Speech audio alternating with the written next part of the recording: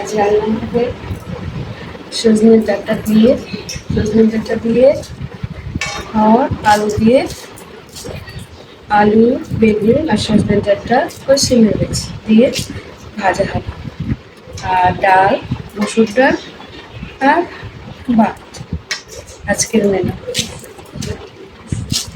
আর হচ্ছে একটা হবে টমেটো দিয়ে মিষ্টি চাটনি হবে, যে লাল লাল টমেটোগুলো এগুলো দিয়ে মিষ্টি চাটনি হবে, খুবই টেস্টি হয় খেতে।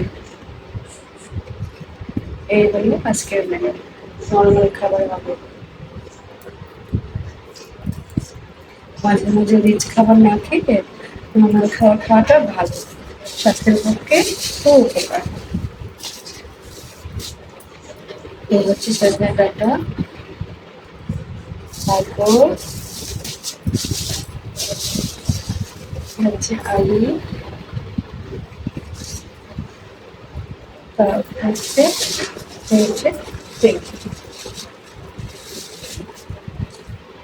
বাজার থেকে আজ ফ্রেশ ফ্রেশ আনা হয়েছে সজনে ডাঁটা দিয়ে, বেগুন দিয়ে, আলু দিয়ে ভাজা। ছোটবেলায় আমরা খুব খেতাম, মা রান্না করতো, টেস্টি টেস্টি রান্না করতো মা।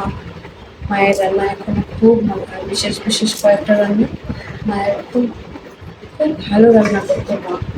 যেমন কাঁঠাল দিয়ে, কাঁচা কাঁঠাল দিয়ে তরকারি এত টেস্টি হতো।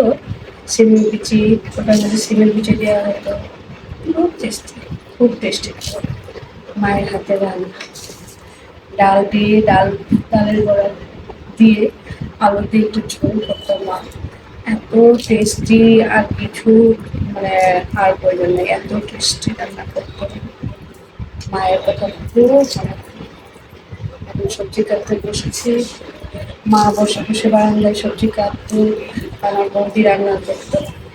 সেই দিনগুলো খুব মনে হয়। মা গুছিয়ে গুছিয়ে দিত, বাজার থেকে আসতো, আস্তাপুর বাজার থেকে মা বাজার করে নিয়ে আসতো, তারপরে সবজি টবজি কেটে সুন্দর করে গুছিয়ে গুছিয়ে দিত, আর বৌদি রান্না করতো। বৌদি রান্না খুব টেস্টি হয়। মায়ের কথাগুলো খুবই মনে পড়ে, মাকে তো আর পাবো না। এখন আমার মেয়েরাই মা হয়েছে, আমার ছোট ছোট স্টুডেন্ট আছে, ওদেরকে আমি মা বলে মনে করি। মাকে তো আর দেখতে পাবো না, ওদের মধ্যেই মাকে আমি দেখি। ঠিক আছে, বাই বাই,